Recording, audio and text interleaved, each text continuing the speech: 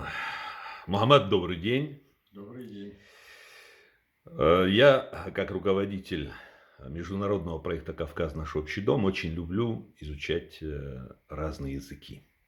И Похвально. какой руководитель создаст, скажем, коллектив, который будет представлять весь Кавказ, и как он сможет гармонизировать отношения между народами Кавказа, если он не будет знать языки тех или иных народов.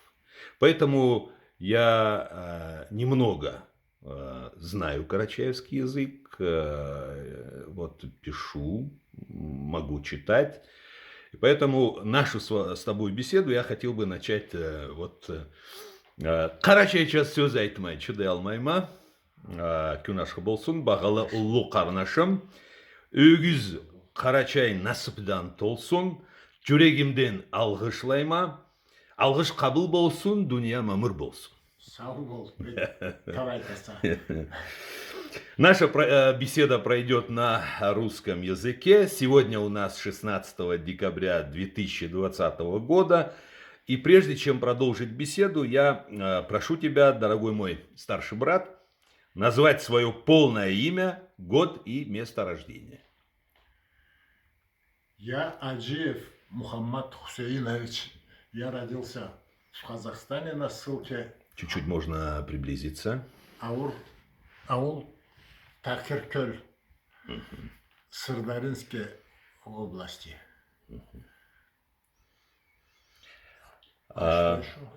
Чтобы зрители моего авторского... значит, полное имя Мухаммад. Мухаммад Отчество? Хусейнович Аджиев. И чтобы зрители моего авторского канала имели о тебе полное представление, я хотел бы узнать, где ты окончил школу, что ты окончил после школы, и какое у тебя образование, и где ты работал или работаешь.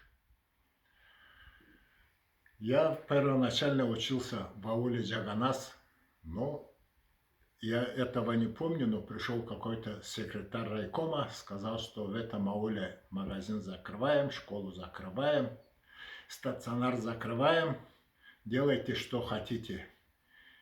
И мы приехали сюда, в Джугуту, и с тех пор я здесь живу, здесь окончил вторую школу, потом по настоянию родителей я пошел учиться в политехнический институт, получил образование строителя. Поработал, седые волосы уже тогда, с женщинскими бригадами работал.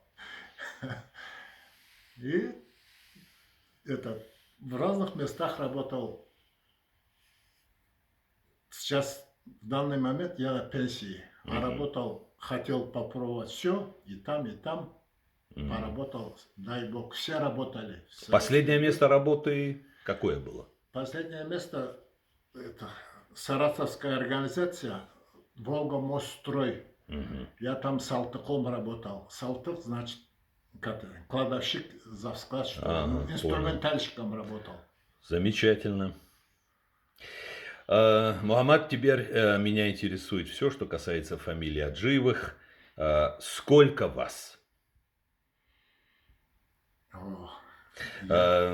Сколько семей, сколько человек? Есть ли у вашей фамилии какая-либо статистика на сей счет? Уточняется ли эта статистика каким-либо фамильным советом или фамильной организацией? Вот было у нас все, теперь вот эти умерли скоропостижно, вот руководители, и вот уже лет 20 это ни учета, ничего не происходит. А я могу сказать, что слово «аджи» непотупляемый, острый. И острие стрелы, вот индейцы, да? Это со всех тюркских языков? Да, со всех. Это аджи. Турки называют даже острый перец аджи, но это у нас нет, у нас другое слово, ачина это. И аджи – воины, которые клинились в это, во врага, в атаку шли и раздвигали. Мгм. Вот их тоже назвали Аджи. Мгм. Что я знаю, вот Аджи, предок был Аттай, он был из низовья Кубани, где втекает на Черное море. Айдык, Айдык Джере. Мгм. И этот Аттай откуда ушел, не знаю, но это Капыказа Карчу он выкупил на базаре и сделал себе сыном. И младшего сына Наурус сделал его братом, и перед смертью, через 2 года он умирал и завещал Карче, что куда бы ни пошел, мой Замечательная сын история. будет твоим младшим братом. И Карча это слово держал, и как брата держал с собой. Он скитался долго Мгм. в Киргизии, на стороне киргизов против Асхака, Темир-Асхака воевал. Все равно на родину тянуло. Его родина сейчас город Лермонтово в Пятигорске. Мгм. Капыкоиндак, Кавминвода, это Капыкоиндак раньше назывался. И он долго скитался. Крым к сестре поехал. Оттуда тоже вот друзей взял, своих, из своих воинов 12 человек было. И 248 человек приехали сюда. Сначала поселились в Архызе, послали людей в это место, а там нагайцы скот пасут Темир-Асхаку. Или Темир-Асхаку скот пасти, или свободно жить. А у нас азап – это не свобода. Мгм. Азап – наказание, мучение, это слово, да? Мгм. Если дословно, это не свобода. Поскольку он хотел быть свободным, он не пошел туда. К родственникам матери поехал на Басхан. Там пожил немного. И вот Сабары, Алана, Капыказы, жившие Мгм. в Хурзуке, Карчурте, они позвали Карчу себе как старшего брата, как защитника. У него было уже 100 воинов крепких. Он давал отпор всем. Он был уже гремел, и он обученный был в Крыму, учился на все.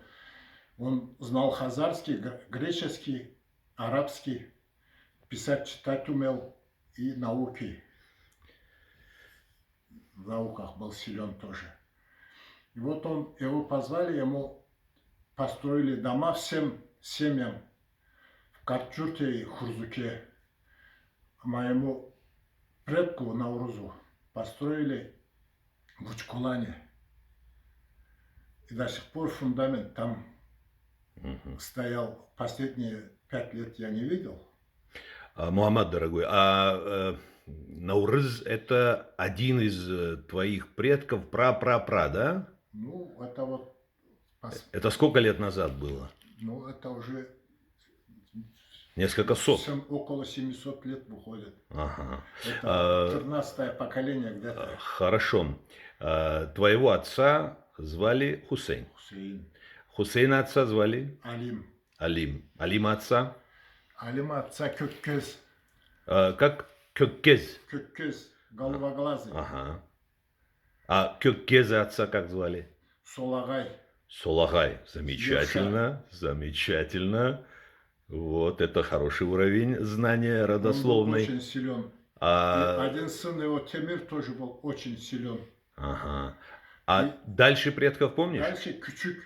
Küçük. Küçük очень был прыгучий.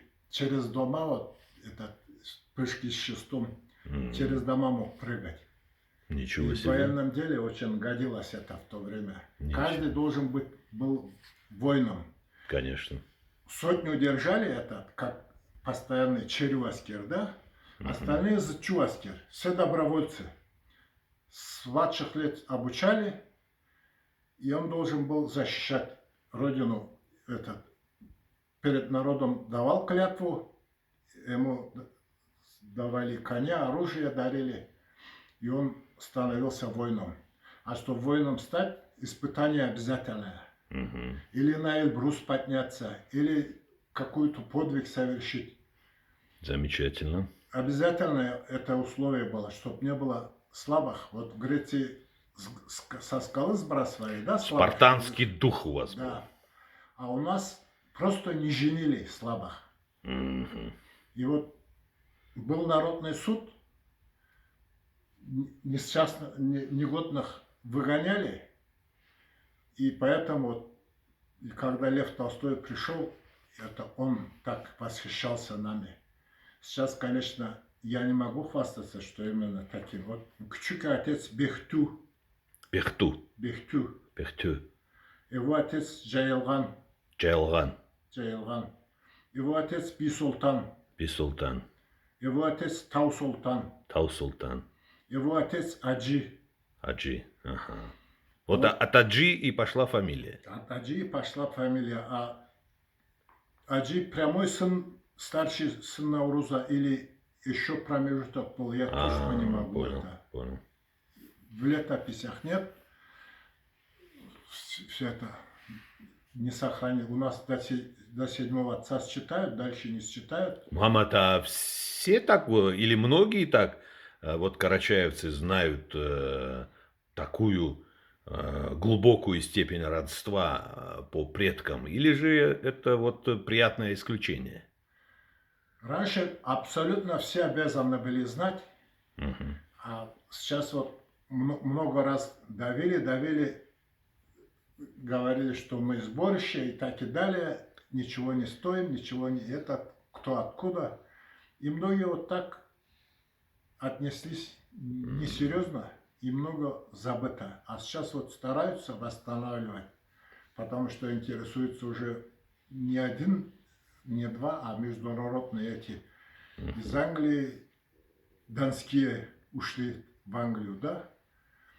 Из Америки там, допустим, Апачи и Сию нам родственники. А вот эти,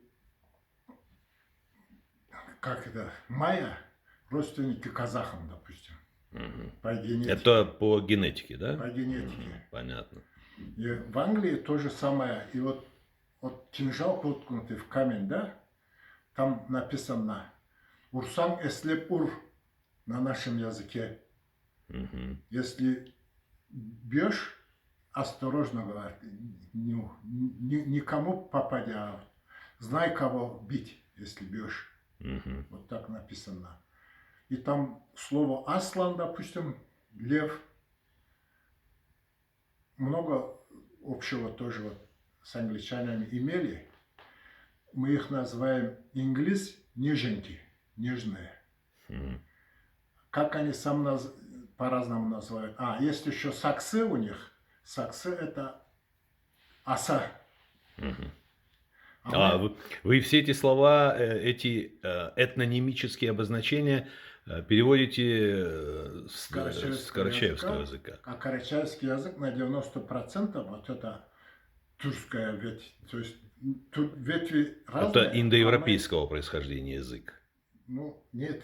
Нет? Это там персы, уже смешано. Ага. У нас на 90% тот же шумерский, тот же турский. Допустим, Мгм. турок, допустим, не поймет этого татарина. Мгм. Башкир не поймет якута. А нас все понимают, потому что у нас 90% языка сохранилось. То есть вот от проязыка наибольший процент сохранился именно в карачаевском языке, да? Сохранился. Мгм. А на горы мы пришли, мы были хасами, центр был в Армавире, Джетиази были. Мгм. Ну, врагов было много, смешались, то грабили, то это. И вот ушли в горы. Темир-Асхак перебил остатки, что на равнине, Мгм. и остались только горные. И у нас было очень много коней разных. Хазарские, аланские. Аланские кони назывались Хоратайла.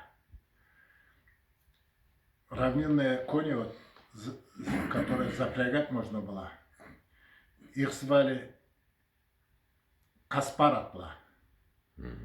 Военные большие кони были Джансох Тулпарла. Их можно было это железными этими защищали. Они богатырские кони были. Тарпанатла, дикие кони. А вот сейчас вот Тауджарак, их назвали карачайской породой. И она оказалась очень хорошей. Я могу кинуть в Инстаграм вам. Самая смелая, самая преданная. И по горам ходит, другие еле ползут. Она с ватником может пройти. Читал я об этом. Я покажу ролик. Вообще будете восхищены. Вот это был Тауджарак. 12 видов собак было. 50 видов танцев было. Многое утеряно. Остались Замечательно. вот Самыр, Басхан и этот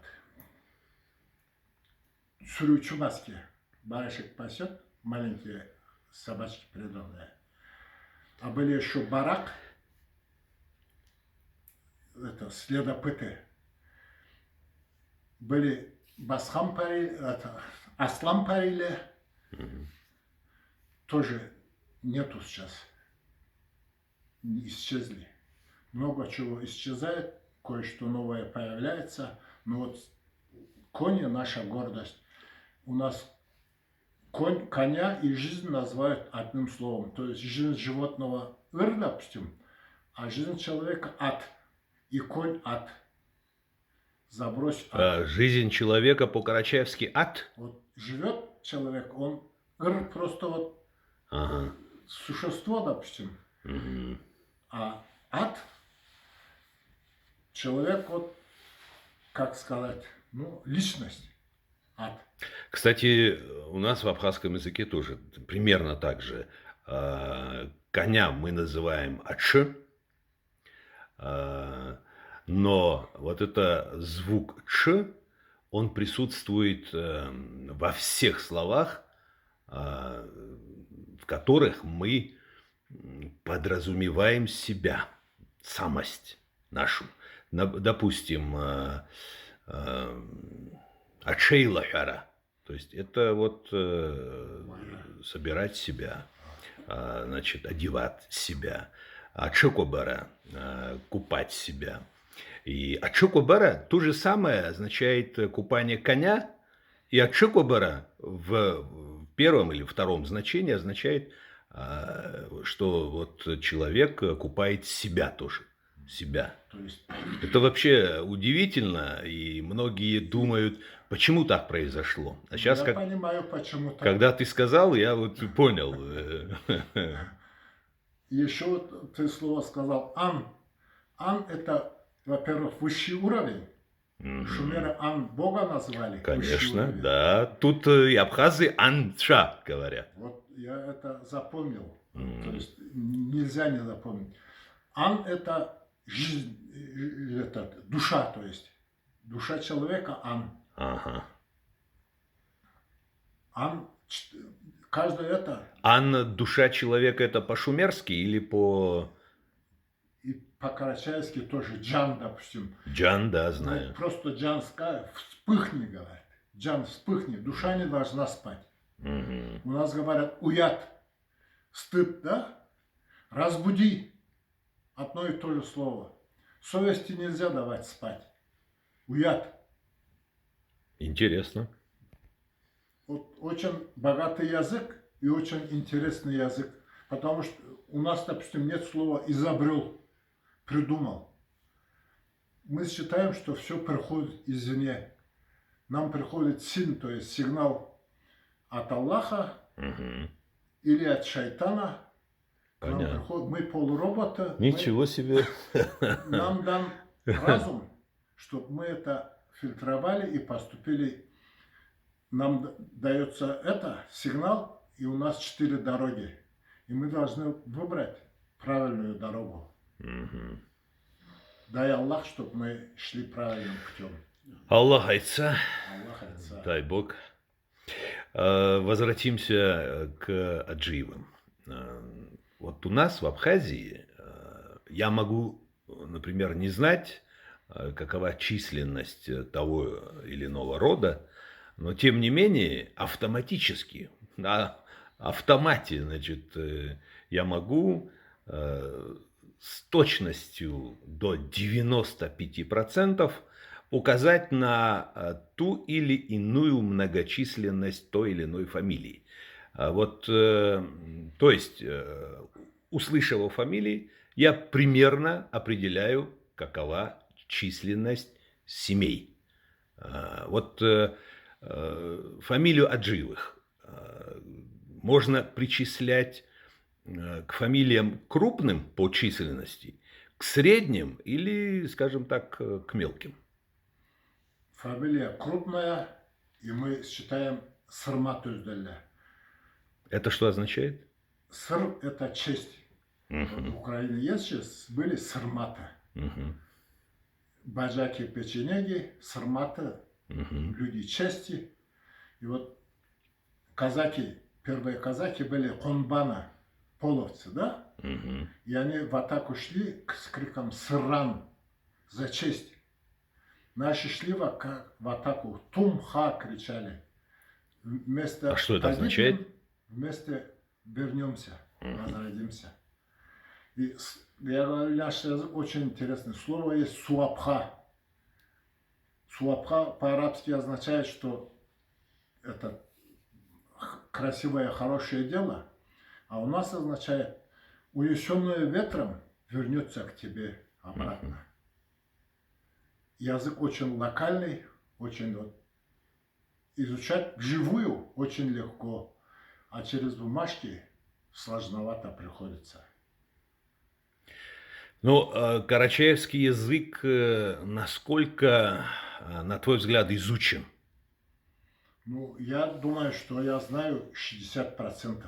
60% чего? Глубинного значения Глубинного слов? значения всех слов, так называемого турецкого языка, но это не турецкий язык, а анатель. Турк – это видоизмененный с нашего языка. Если покрасил, турюндурдюн, допустим. Турк – это измененный уже. Там были мамилюки, там и так и далее, вот это смешались, они изменились. Они ушли отсюда, Болуштау, Алтай, оттуда вернулись сюда, когда предки позвали, эти родственники позвали. Но здесь в это время волжане пришли, много селений, городов разрушили, сожгли. И вот турки перезимовали и ушли туда.